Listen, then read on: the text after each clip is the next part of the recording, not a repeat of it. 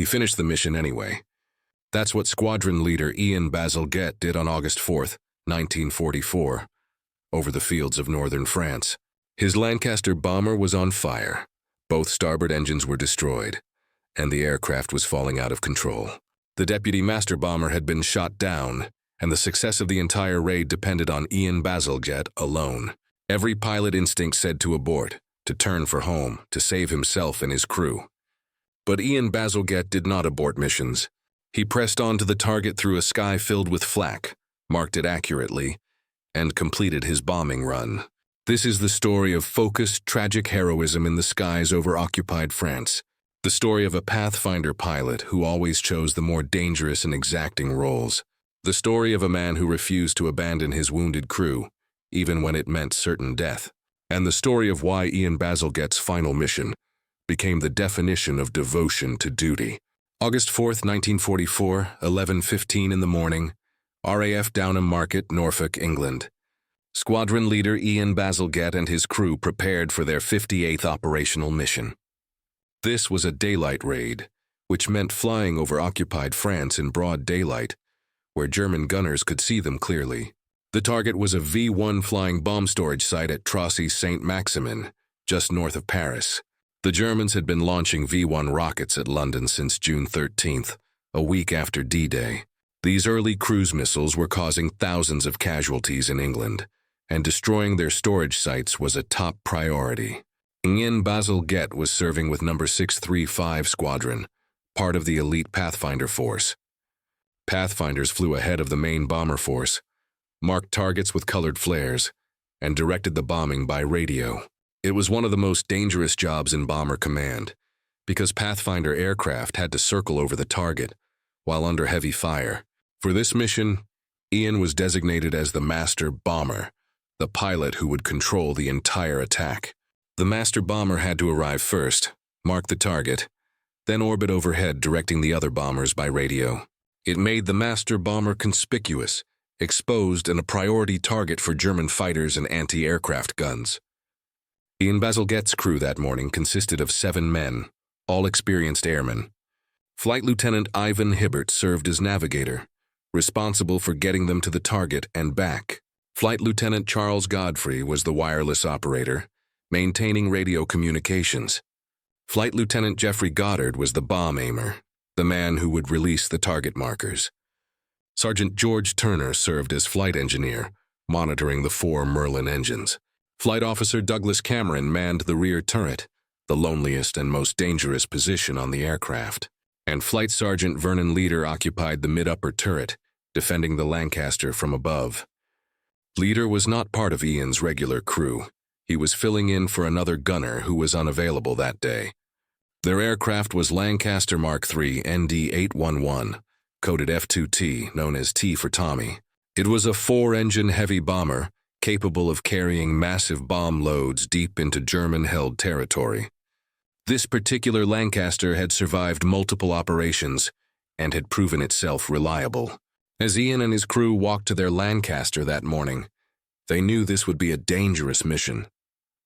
The target had been bombed on the 2 previous days, which meant German defenses would be fully alert and waiting. This was Ian's 58th operational mission, and he was near completion of his 2nd tour of operations. Most airmen never completed 1 tour, let alone 2. The statistical odds of survival were brutal. But Ian Bazalgette was not most airmen. Ian Willoughby Bazalgette had been born in Calgary, Alberta, Canada, on October 19th, 1918. His parents were Charles and Marion Bazalgette, both of English and Irish background. Charles had immigrated to Canada in 1910 and became a farmer in Alberta. When World War I broke out, Charles joined the Canadian Expeditionary Force and served in France. He was discharged in 1917 as medically unfit and moved to Calgary the following year.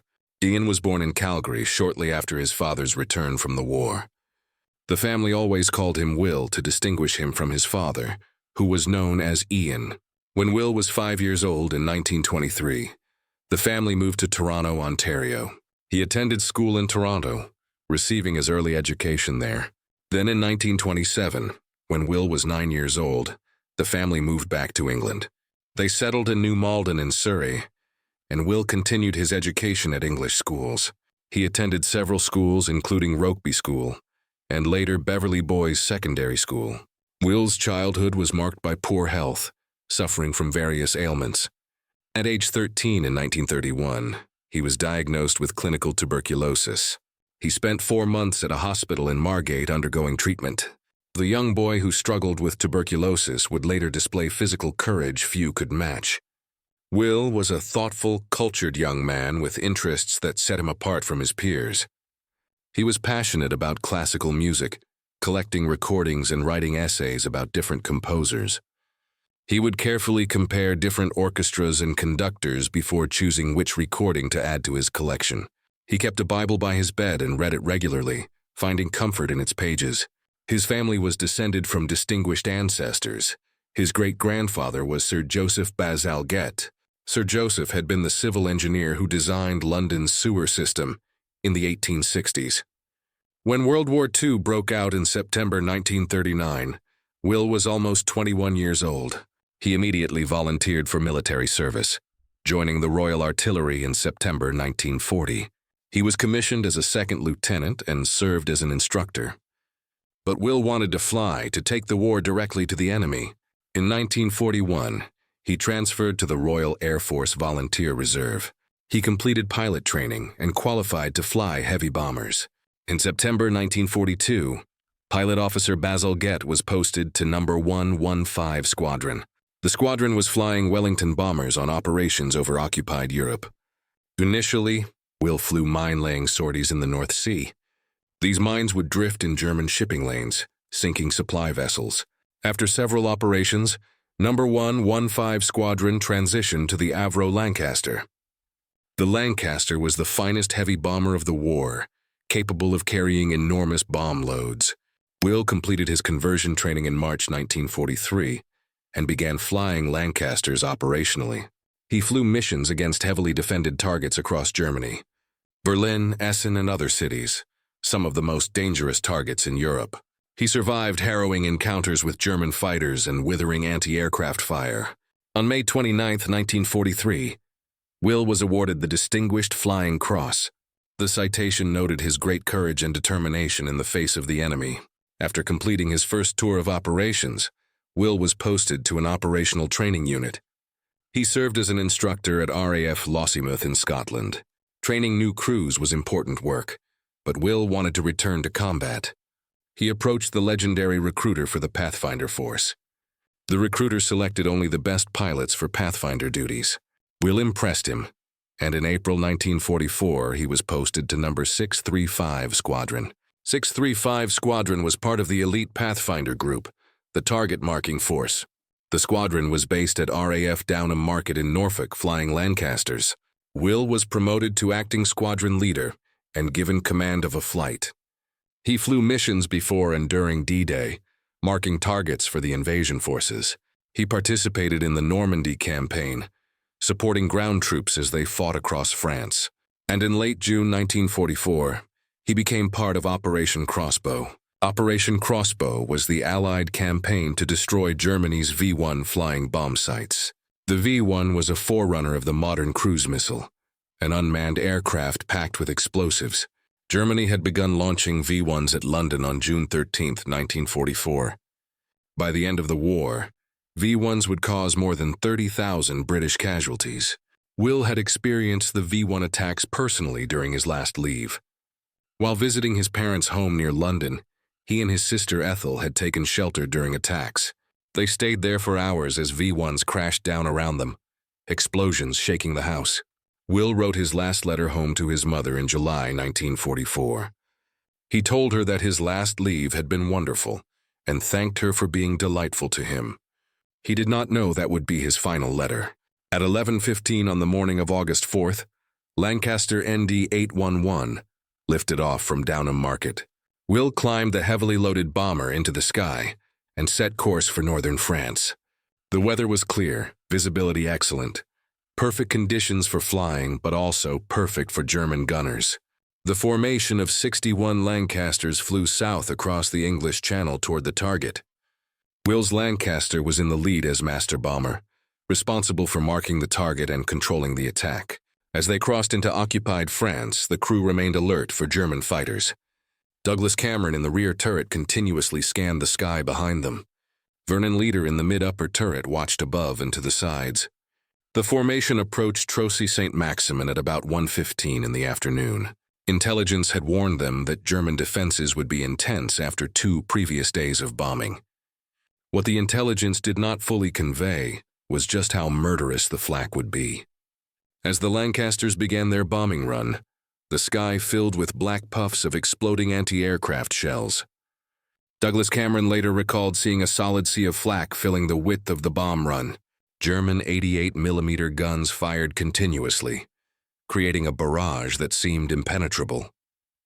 The first Lancaster to be hit was the Deputy Master Bomber's aircraft.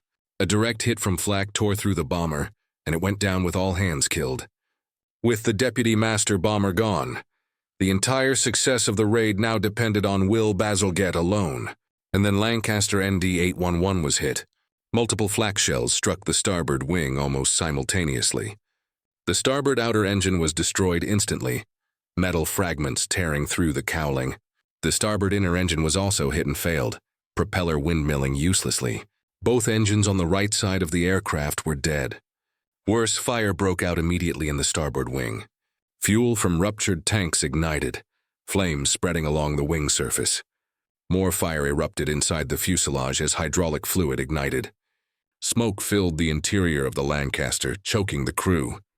And inside the aircraft, bomb aimer Jeffrey Goddard was wounded by shrapnel.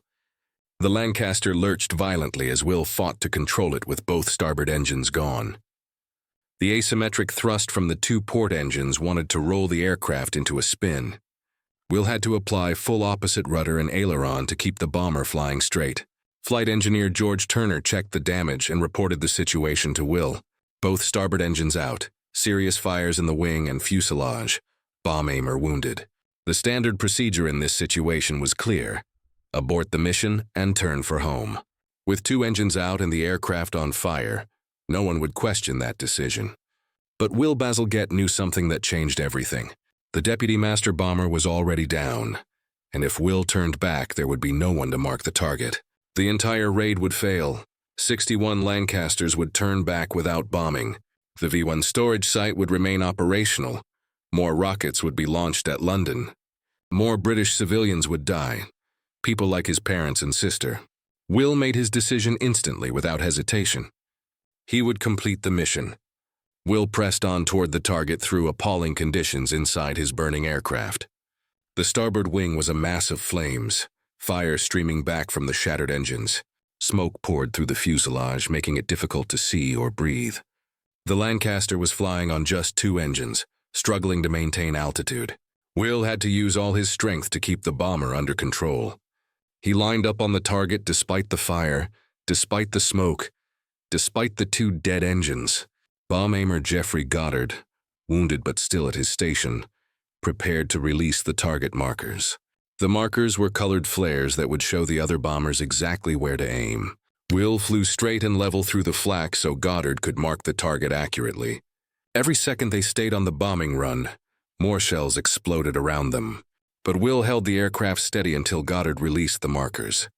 The colored flares fell away from the Lancaster and descended toward the V1 storage site. They landed precisely on target, marking the aim point for the main bomber force. Will had done his job. The target was marked. The other Lancasters could bomb accurately. But the mission was not over yet. After releasing the markers, the Lancaster suddenly dived, practically out of control. The aircraft plunged toward the ground, spinning, the altimeter unwinding rapidly. Will fought the controls with every ounce of strength, pulling back on the yoke. By expert airmanship and sheer physical exertion, he managed to regain control. The Lancaster leveled out, still flying but barely. And then the port inner engine failed. Now 3 of 4 engines were dead. Only the port outer engine was still running. A Lancaster could fly on 1 engine under ideal conditions, but these were far from ideal. The whole starboard wing was engulfed in flames, burning like a massive torch. Douglas Cameron in the rear turret looked at the wing and could hardly believe they were still flying. He knew they were a doomed aircraft. Will turned the Lancaster west toward Allied lines. trying to get as far from German territory as possible. The aircraft was losing altitude steadily on just one engine. The fire in the starboard wing was spreading, flames eating through the metal structure. Inside the fuselage, smoke was so thick that crew members could barely see. Vernon Leader, the mid-upper gunner, was overcome by fumes and collapsed unconscious. Will realized they were not going to make it back to England. The Lancaster was dying beneath them, and they were still deep over occupied France. It was time to abandon the aircraft before it exploded. Will gave the order over the intercom for all crew members who were able to bail out. Flight engineer George Turner confirmed the decision with Will. They both knew it was the only choice. The aircraft could explode at any moment. Douglas Cameron in the rear turret was the first to leave. He rotated his turret to the escape position and retrieved his parachute from inside the fuselage. He clipped on the parachute and tumbled backward out of the turret. A piece of debris struck him as he fell, knocking him unconscious briefly. He came to while floating down under his parachute, thinking he was dreaming because it was so peaceful. Inside the Lancaster, the remaining crew made their way to the front escape hatch. George Turner went forward through the smoke-filled fuselage. Navigator Ivan Hibbert followed, though he was wounded and struggling. Wireless operator Charles Godfrey had been tending to the injured bomb aimer. He did not realize they were abandoning the aircraft until he saw others moving toward the hatch. They had almost waited too long. Turner jumped first from the nose hatch, then Goddard, then Godfrey. Godfrey had delayed to help the wounded men, trying to get them ready to jump. The Lancaster was below 1,000 feet now, dangerously low for parachuting. All three men got out safely, their parachutes blossoming below the burning bomber. French civilians on the ground watched as 4 parachutes opened beneath the flaming Lancaster. 4 men had escaped, but 3 men remained on board the doomed aircraft. Pilot Will Bazalgette was still at the controls, flying the burning Lancaster. Navigator Ivan Hibbert was still aboard, badly wounded and unable to jump. And mid-upper gunner Vernon Leader was unconscious from smoke inhalation, unable to bail out. Will Bazalgette knew both men were still on board. He knew they could not save themselves, and he made the decision that would earn him the Victoria Cross. Will could have bailed out himself. The pilot's escape hatch was right there. He had done his duty, completed the mission, marked the target, saved the raid. No one would blame him for jumping, for saving his own life. But Will Bazalgette would not leave his wounded crew members to die alone in a burning aircraft. He stayed at the controls. Below him, the French village of Senantes appeared through the smoke. Will made a wide turn to port to avoid the village, circling to line up for a forced landing. He selected a field about 1 kilometer north of Senantes, the best option available. The Lancaster was at 300 feet, flames streaming from the entire starboard wing. The aircraft was on fire from nose to tail, an inferno falling from the sky. Young French children watched from their homes in terror. They saw the burning bomber circle overhead, saw it line up for the field.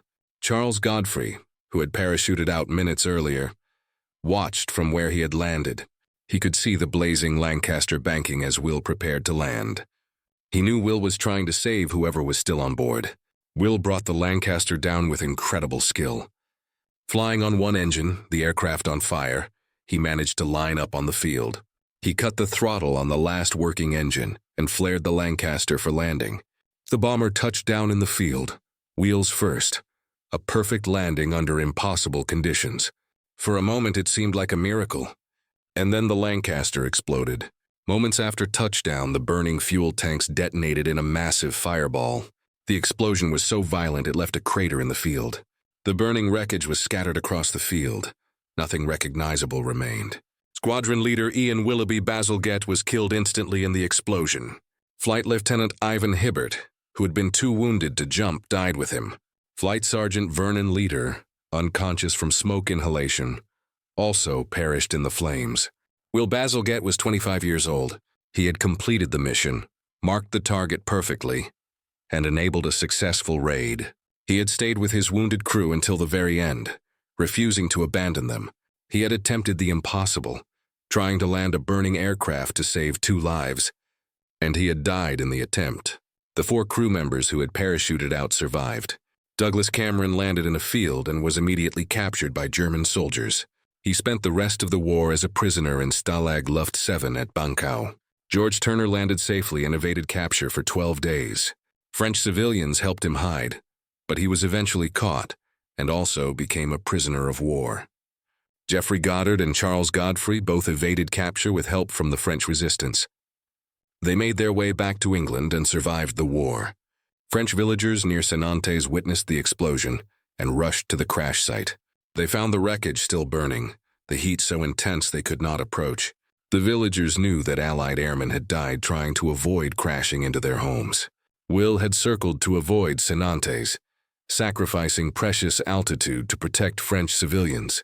When the wreckage cooled enough to approach, the villagers recovered what remained of the three men. They buried Will Bazalgette, Ivan Hibbert, and Vernon Leader in Senantes village cemetery. The villagers tended the graves carefully throughout the remainder of the war. They placed flowers on the graves regularly, ensuring the three airmen were not forgotten. Even under German occupation, the French villagers honored the men who had died trying to save each other. After the war ended in May 1945, Will's body was reinterred at Senantes Communal Cemetery. The Commonwealth War Graves Commission took over maintenance of the grave. Will's headstone is made of white Portland stone like all Commonwealth war graves. The top is engraved the Victoria Cross emblem, indicating the highest award for valor. The inscription reads Squadron Leader, I.W. Bazalgette VCDFC, Pilot, Royal Air Force Volunteer Reserve, 4th August 1944, age 25. Below the official inscription is a personal epitaph chosen by his family. It reads, Who more than self their country loved. On August 17, 1945, the Victoria Cross was announced for Squadron Leader Ian Willoughby Bazalgette. The citation was published in the London Gazette, the official record of honors and awards. It described in formal language the extraordinary courage Will had displayed on his final mission. The citation stated that on August 4, 1944, Squadron Leader Bazalgette was master bomber of a Pathfinder squadron. It described how his task was to locate the target, mark it, and control the attack by the main bomber force. The citation noted that just before reaching the target area, his Lancaster was hit by flak, and both starboard engines failed. It stated that the starboard mainplane became a mass of fire, and fire spread to the fuselage.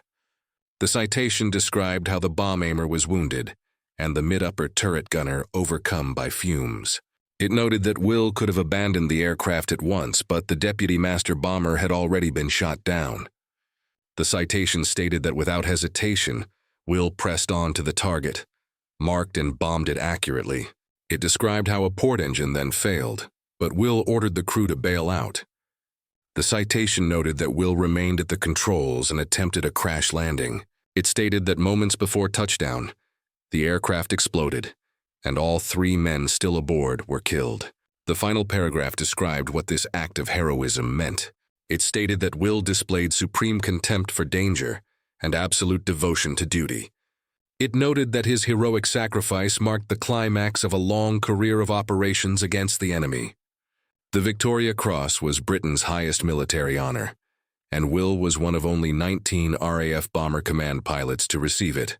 He was one of 94 Canadians to receive the Victoria Cross, and one of 16 awarded during World War II. The medal itself could not be presented to Will, so it was given to his father, Charles Bazalgette. King George VI presented the Victoria Cross to Charles at Buckingham Palace. Charles accepted the medal on behalf of his son, the cultured young man who loved classical music. But no medal could fill the hole left by Will's death. In Senantes, France, the village has never forgotten Will Bazalgette. For decades after the war, French children were taught about the Canadian pilot who died saving his crew. They learned how Will had circled to avoid crashing into their village. Every year, the village commemorates the anniversary of the crash with a memorial service. French veterans organizations place wreaths at Will's grave and at the crash site memorial. The field where Lancaster ND 811 crashed has a memorial stone marking the location. The inscription describes how Will and his crew gave their lives for freedom. In England, Will's memory is honored in multiple ways. At RAF Downham Market, where 635 Squadron was based, memorials commemorate the squadron's service. Will's name is listed among those who gave their lives flying from that base. The Royal Air Force Museum displays information about Will Bazalgette and his Victoria Cross action. School children visiting the museum learn about the pilot who finished his mission anyway. In Canada, Will is honored as one of the nation's greatest heroes. Although he was born in Calgary, he spent most of his life in England and served in the RAF. But Canada claims him proudly as one of her sons who gave everything for freedom. The story of Ian Bazalgette matters for several profound reasons. First, it demonstrates the meaning of devotion to duty in its purest form. Will could have turned back when his aircraft was hit, when both starboard engines failed. Every survival instinct said to abort, to save himself and his crew. But he knew the deputy master bomber was down, knew the raid would fail without him. So he pressed on through fire and smoke and failing engines to complete the mission. That decision was devotion to duty that transcended self-preservation. Second, the story illustrates the burden of command. Will was the master bomber, responsible for the success of the entire raid. 61 aircraft and over 400 airmen were depending on him to mark the target. Thousands of British civilians were depending on him to destroy the V1 site. That weight of responsibility shaped his decision to continue despite the damage. Command means sometimes choosing duty over survival. Third, Will's story shows the power of loyalty to one's crew. After completing the mission, Will could have bailed out and saved himself. But Ivan Hibbert was wounded, and Vernon Leader was unconscious. They could not jump, could not save themselves. Will refused to abandon them, refused to leave his men to die alone. He stayed at the controls and attempted an impossible crash landing. That loyalty to his crew, that refusal to abandon his men defines leadership at its finest. Fourth, the story demonstrates how one person's courage can save many lives. Will's decision to continue marked the target accurately, enabling a successful raid. The V1 storage site was destroyed, reducing the number of rockets launched at London. How many British civilians lived because Will completed that mission? How many families were spared the terror of V1 attacks? We cannot know the exact number, but Will's sacrifice undoubtedly saved lives. Fifth, Will's final act of circling to avoid Senantes shows his concern for others extended beyond his crew. The Lancaster was on fire and losing altitude. Every second in the air increased the danger, but Will would not crash into a French village and kill civilians.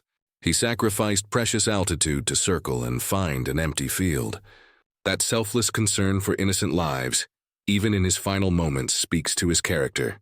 That August day in 1944, Squadron Leader Ian Bazalgette faced a decision no pilot should have to make. His Lancaster was on fire. Both starboard engines were destroyed. The aircraft was falling apart. The deputy master bomber was shot down, and 61 Lancasters were depending on him to mark the target. He could turn back, save himself and his crew, and no one would blame him, or he could press on through fire and failing engines to complete the mission. Will Bazalgette did not hesitate. He finished the mission anyway. He flew through appalling conditions to mark the target accurately. He enabled a successful raid that destroyed a V1 site and saved British civilian lives. And when his aircraft could fly no further, when 3 engines had failed and the bomber was an inferno, he stayed. He stayed because 2 of his crew were wounded and could not jump. He stayed because he would not abandon his men to die alone. He attempted an impossible crash landing to save their lives. The Lancaster exploded on touchdown, and Will died instantly along with Ivan Hibbert and Vernon Leader. But 4 crew members survived because Will had stayed at the controls long enough for them to bail out. French civilians survived because Will circled to avoid their village. British civilians survived because Will completed the mission and destroyed the V1 site. Squadron Leader Ian Willoughby, Bazalgette Victoria Cross Distinguished Flying Cross, was 25 years old when he died. He was a cultured young man who loved classical music and kept a Bible by his bed. He was a pilot who had survived 57 operational missions through some of the worst fighting of the war.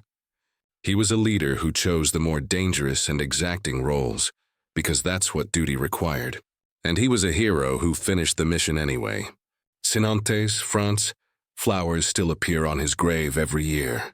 French children still learn about the Canadian pilot who died saving his crew and protecting their village. The field where he crashed still has a memorial stone marking where he fell, And every year on August 4th, people gather to remember. They remember the burning Lancaster circling overhead. They remember the pilot who could have abandoned the mission but pressed on. They remember the man who could have saved himself but chose to stay with his wounded crew. They remember devotion to duty in its purest and most tragic form. He finished the mission anyway. Those 5 words capture everything about Ian Bazalgette's final flight. Not that he succeeded against the odds, though he did. Not that he displayed incredible courage, though he did. But that when faced with an impossible situation, when his aircraft was dying beneath him, he finished the mission anyway. Because the mission mattered. Because his crew mattered. Because duty mattered more than survival. That is the legacy of Squadron Leader Ian Willoughby Bazalgette, VCDFC.